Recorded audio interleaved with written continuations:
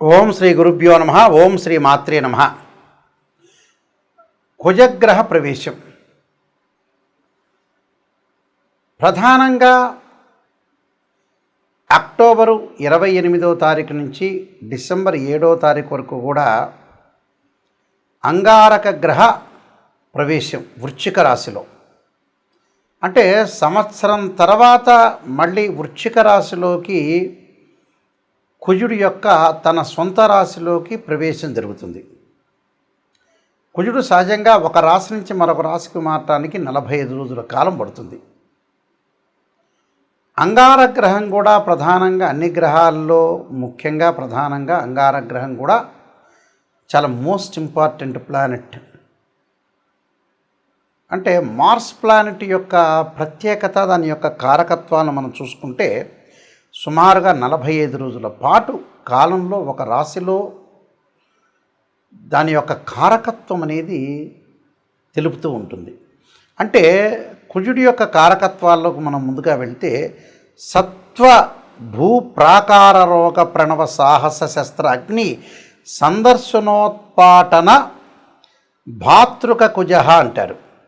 అంటే అంగారక గ్రహము భూ సంబంధమైన వ్యవహారాలు, కోర్టులు, రియల్ ఎస్టేటు, అన్నదమ్ముల విషయాల్లో, శారీరక బాధలు, కెమికల్ కంపెనీలు, మిషనరీలు, మార్కెటింగు, భూమి, ఇండ్ల నిర్మాణం, న్యాయ వ్యవస్థ, న్యాయవాదులు, రక్షణ శాఖ, మిలిటరీ, రక్షక భటులు, సైన్యము, మేనేజ్మెంటు, భూములు అమ్మడము కొనడము, రియల్ ఎస్టేటు, కన్స్ట్రక్షను, మెడికల్ ల్యాబొరేటరీసు, మేస్త్రీ పనులు, యంత్ర సంబంధమైన విషయాలు, మెకానికల్ ఇంజనీరింగ్, మెకానిక్లు, రోగాలు, శస్త్రచికిత్సలు, అగ్ని భయాలు కలిగేదే. అంటే అగ్ని భయములు ఇలాంటివన్నీ కూడా అంగారకుడు యొక్క కారకత్వాలని జ్యోతిష్ శాస్త్రం చెప్పబడింది.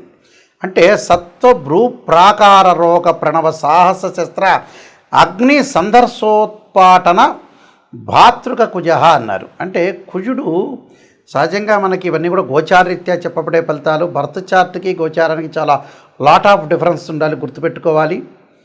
సహజంగా ఎలా ఉంటుందంటే మృగశిర చిత్త ధనిష్ట నక్షత్రంలో ఎవరైతే జన్మించారో వాళ్ళు కుజమహర దశలో జననం అనేది ప్రారంభమవుతుంది. కుజుడికి వృశ్చిక రాశి, మేషరాశి స్వక్షేత్రాలైతే, అలానే నీచస్థానం కర్కాటక రాశి అవుతుంది. కర్కాటకానికి ఆపోజిట్లో ఉన్న ప్రధానంగా మకర రాశి ఉచ్చక్షేత్రం అంటారు. కర్కాటకం, సింహం, కన్య, తుల, వృశ్చికం, ధనస్సు, మకరం. మకరంలో ఉచ్చ ఉంటే దానికి సప్తమ స్థానం, కర్కాటకం నీచస్థానం అవుతుంది. అంటే భూ సంబంధ వ్యవహారాలు కానీ, కోర్టులు కానీ, రియల్ ఎస్టేట్ కానీ, కన్స్ట్రక్షన్ కానీ, ఇవన్నీ కూడా సైన్యము, మేనేజ్మెంట్, ఇవన్నీ కూడా తెలిపేది కుజుడు. అంగారకుడి యొక్క అనుకూలత కూడా ఉండాలి మనకి. ఇవన్నీ కూడా గోచారరీత్యా చెప్పబడే ఫలితాలు అంటారు. ఎప్పుడైనా గుర్తుపెట్టుకోవాలి మీరు. జన్మజాతకాన్ని అనుసరించేవి కావు. 50% మన చేతుల్లోనే ఉంటుంది. మనం ఏం చేయాలి, ఎలా చేయాలి, నిర్మాణాత్మకంగా ఎలా పోషించాలి, మనం ఏ విధంగా చేస్తే జీవితం అనేది డెవలప్మెంట్ అవుతుందని తెలుసుకొని ముందుకు వెళ్ళాలి. ఏదైనా సరే రాశి ఫలాల్లో నెగిటివ్ చెప్తే నెగిటివ్ అనుకోవద్దండి, దాన్ని పాజిటివ్గా తీసుకోండి.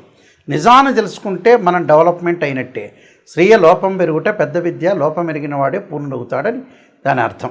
మీనరాశి వాళ్ళకి అంగారక గ్రహం యొక్క ఫలితం ఏ విధంగా ఉందో తెలుసుకుందాం. మీనరాశి వాళ్ళకి ముఖ్యంగా ద్వితీయాధిపతి, అలానే భాగ్యాధిపతి అయిన కుజుడు భాగ్యస్థానంలో ఉన్నాడు. ఉంటే ఏం జరుగుతుంది? 9వ స్థానం అంటే అన్న వస్త్రాలకు కొన్ని ఇబ్బందులు కలగటం, ఇబ్బందులు కలగకుండా చూసుకోవాలి. ఆరోగ్యాన్ని చాలా జాగ్రత్త ఉండాలి. దీర్ఘకాలిక వ్యాధులు ఉన్నాడు, వాహన ప్రమాదాలు జరగకుండా, కేవలం నెగ్లెక్ట్ అనేది లేకుండా చూసుకోవాలి. తండ్రి యొక్క ఆరోగ్యాన్ని చాలా జాగ్రత్త ఉండాలి. బంధుమిత్రులతోటి భార్యాబిడ్డ విరోధ భావాలు రాకుండా సహనంగా ప్రవర్తించండి. వాడు చెప్పే మాట ఓకే అనండి, చాలా సింపుల్ అది. పాత బాకీలు తీర్చుట, కొన్ని ఇబ్బందులు, రుణాలు, డబ్బులు కొద్దిగా పెరుగుతూ ఉన్నా కూడా కొద్దిగా జాగ్రత్త వ్యవహరించాలి. రుణ బాకీలు తీర్చుకోవాలని అర్థం. అంటే ఏం చెప్పబడుతుందంటే ఆశనాచ్ఛాదనమాన్యం అంటారు. శోషణం, దేహపీడనం, అంటే రుణాల విషయంలో జాగ్రత్త ఉండాలి. కొన్ని అపశృతులు జరగటం, ఆరోగ్యపరంగా ఇబ్బందులు లేకుండా చూసుకోవాలి. స్థాననాశనం, విరోధంచ నవస్థో ధరాసుత అన్నారు. అంటే స్థానచలనం జరగటం, విరోధ భావాలు కలగటం కూడా జరిగే అవకాశాలు ఉంటాయి. కాబట్టి కొద్దిగా జాగ్రత్త వహించి ఆరోగ్యాన్ని కాపాడుకోవాలి. ఆవేశాన్ని, బంధుమిత్రులతో సహనంగా ప్రవర్తించాలి. ప్రతి విషయంలో కూడా కొన్ని సందర్భాల్లో జీవితంలో రాజీ పడక తప్పదు. లౌక్యం చాలా ఇంపార్టెంట్. లౌక్యంగానే మనం ముందుకు వెళ్తే లైఫ్ అనేది ముందుకెళ్ళే అవకాశాలు ఖచ్చితంగా ఉంటాయి. కాబట్టి చాలా జాగ్రత్త వివరించి ముందుకెళ్తే మీకు మంచి సుఫలితాలు ఎదురుతాయి. నేను కొన్ని పరిహారాలు చెప్పబోతున్నా, ఆ పరిహారాలు పాటించండి, మీకు మంచి సుఫలితాలు జరిగే అవకాశం ఖచ్చితంగా ఉంటుంది. ఈ రాశుల వాళ్ళకి ముఖ్యంగా కుజగ్రహం అనేది అనుకూలంగా లేకపోతే అంగారక పాశుపత రుద్రాభిషేకము, కుజ జపము, అలానే కుజుడి యొక్క అభిషేకాలు, కందులు, ఎర్రని వస్త్రము, ఎర్రని గొడుగు, ఎర్రని పూలు దానం చేయమని చెప్తారు. ముఖ్యంగా అంగారకాగ్ని శక్తి అస్తాయి ధీమే తన్నో భౌమ ప్రచోదయాత్ అనే మంత్రాన్ని, తత్పురుషాయుందే మహాసేనాయ ధీమే తన్నో షణ్ముఖ ప్రచోదయాత్ అనే మంత్రాన్ని మంగళవారం ఉపవాసం చేయటం, అలానే ముఖ్యంగా 2 జంట సర్పాలను దానం చేయటం, రాహుకాలంలో దీపం పెట్టడం, ఇవన్నీ అందరికీ తెలిసినవే. ఎప్పుడు కూడా జీవితంలో మనం బాగుపడాలంటే నెగిటివ్ని తెలుసుకోవాలని పదే సార్లు చెప్తున్నా. చాలామంది ఈ మధ్యకాలంలో మేము డెవలప్మెంట్ కావట్లేదు అనే వ్యక్తులకి ప్రధానమైన సూచన ఏంటంటే డబ్బును ఎక్కడ సద్వినియోగం చేయాలో అక్కడ సద్వినియోగం చేయలేకపోవటం అనేది ముఖ్యమైనది. డబ్బు లేకపోతే పర్వాలేదు, లేకపోతే అతను ఏం చేయలేడు. డబ్బు ఉన్నవాళ్ళు కూడా ఏం చేస్తున్నారంటే వివాహాలు, పిల్లల యొక్క పెళ్ళిళ్ళు లేటు కావటం. కారణం ఏమిటి అంటే భగవంతుడు మనకు మంచిగా జ్ఞానాన్ని ఇచ్చాడు. ఆ జ్ఞానాన్ని మనం యూటిలైజ్ చేసుకోలేకపోవటమే లోపం. ఒక పర్సన్ ఉన్నాడనుకోండి, అతను మ్యారేజ్ బ్యూరోలో డబ్బులు ఎక్కువ అడుగుతున్నారని, లేకపోతే ఆస్ట్రాలజర్స్ ఎక్కువ అడుగుతున్నారని, లేకపోతే ఆ పెళ్లి సంబంధం వస్తే అంత దూరం హైదరాబాద్ నుంచి రాజమండ్రో, గుంటూరో, లేకపోతే హైదరాబాద్ నుంచి ఆదిలాబాదో లేదా బాంబేనో వెళ్ళాలని డబ్బులు ఖర్చు పెట్టాలనే ఉద్దేశంతో డబ్బులు ఖర్చు పెట్టలేకపోవటం, సరైన సంబంధం వచ్చినప్పుడు చేసుకోలేకపోవటం, సరైన ఇల్లు వచ్చినప్పుడు తీసుకోలేకపోవటం, అంటే ఏదైనా కోర్టు సమస్యలు, కోపము, ఉద్రిక్తము, ఆవేశం బాగా పెరిగే అవకాశాలు కూడా కుజుడితోనే ఉంటాయి. అంటే మన చేతుల్లోనే ఉంటుంది. చాలామంది కూడా సంతానం అనేది వద్దంటాం, పెళ్ళిళ్ళు కూడా మ్యారేజ్ బ్యూరోలో ఇంత అడుగుతున్నారు, ప్రతి వాళ్ళు ఇంత డబ్బులు అడుగుతున్నారు ఉద్దేశంతో వాళ్ళు ఉన్నవాళ్ళైనా కూడా పిసినారితనంతో మళ్ళీ పిసినారితనం ఉందా అంటే లేదు, మళ్ళీ వాడు ఏదో సెల్లో, టీవీనో లగ్జరీగా వెళ్తుంటాడు. అసలు విషయానికి డబ్బులు ఖర్చు పెట్టడం అనేది నేర్చుకోండి. చాలామంది కూడా వివాహాలు కుజదోషం అంటారు. 2, 4, 7, 8, 12 స్థానాల్లో ఉంటే దాన్ని కుజదోషం అంటారు. 13 నక్షత్రాలకు కుజదోషం అనే ఎగ్జంప్షన్ ఉంటుంది. కొన్ని రాసులకు కానీ కొన్ని లగ్నాలకు కానీ కుజదోషం అనేది వర్తించదు. కేవలం వివాహానికి కుజదోషమే కాదు, శుక్రదోషం ఉంటుంది. ధనం సంపాదన కుజదోషమే కాదు, గురువు కూడా అనుకూలంగా ఉండాలి. అలాగా మనం చేసే పని అనేది ఏంటి, కరెక్టా కాదా అనేది తెలుసుకొని ముందుకు వెళ్ళాలి. ఎక్కడ మిస్టేక్ చేస్తున్నా ఆ మిస్టేక్ను మనం ఎలా సవరణ చేసుకోవాలి అనే విషయాల్లో మీరు చాలా జాగ్రత్తగా ఉండి డబ్బును దేని ఖర్చు పెట్టాలి, ఏది అవసరం, అతను నిజం చెబుతున్నారా లేదా. మా దానిలో కూడా ఆర్ఎంపీ డాక్టర్లు, ఎంబీబీఎస్ డాక్టర్లు, ఎంఎస్ డాక్టర్లు ఉన్నారు. సరైనగా మీకు అనుగుణంగా చెప్పే వ్యక్తులు కూడా ఉన్నారు చాలామంది. అంటే మీరు నెగిటివ్ను మీరు జీర్ణించుకోలేరు కదా. అందువల్ల అలాంటి ఆస్ట్రాలజర్స్ కూడా ఈ మధ్యన తయారైపోయి జ్యోతిష్యమే కరెక్ట్ కాదనే ఉద్దేశంతో తయారైన వ్యక్తులు కూడా ఉన్నారు. జ్యోతిష్యం అనే శాస్త్రం పర్ఫెక్ట్గా చెప్పేవాళ్ళు కరెక్ట్గా చెప్తారు. అది నిజాన్ని తెలుసుకోవాలి. నిజాన్ని తెలుసుకుంటే ఖచ్చితంగా బాగుపడతారు. ఇలాంటి విషయాలన్నీ కూడా చాలా జాగ్రత్తగా మీరు ముందుకు వెళ్ళాలి. నా పుస్తకాలన్నీ మీరు చదవచ్చు.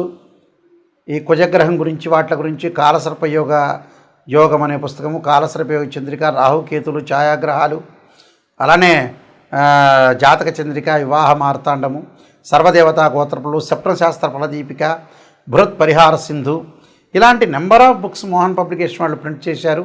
నాయకంటి మల్లికార్జున శర్మ బుక్స్ అని కొట్టినా వస్తుంది. www.nayakanti.com కానీ .in కానీ కొడితే కూడా మీకు వస్తుంది. ఇవన్నీ కూడా వెబ్సైట్ అనేది చూడండి.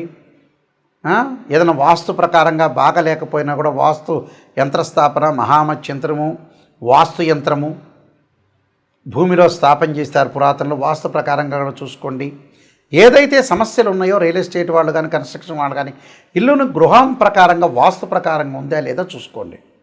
కేవలం ఇంజనీరింగ్ ప్లానే కాదు, పురాతనలో ఆయం అనేది చూసేవాళ్ళు.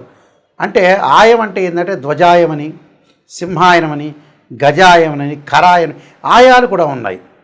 ఆయాన్ని బట్టే మనం ఏదైతే పొడవు వెడల్పును లెంత్ను లెక్క వేస్తే మనకి ఏ ఆయం వచ్చింది, ఆ ఇంట్లో ఉంటే ధనం ఎంత, రుణం ఎంత, నక్షత్రం ఏంటి, ఆ ఇల్లు ఎన్ని సంవత్సరాలు ఉండగలుగుతుంది, ఇలాంటివన్నీ కూడా మీరు చూడండి. జ్యోతిష్ శాస్త్రం వాస్తు ప్రకారంగా ఎంతో డెప్త్గా వెళితే అన్ని విషయాలు రాశారని కూడా బయటకు వస్తాయి.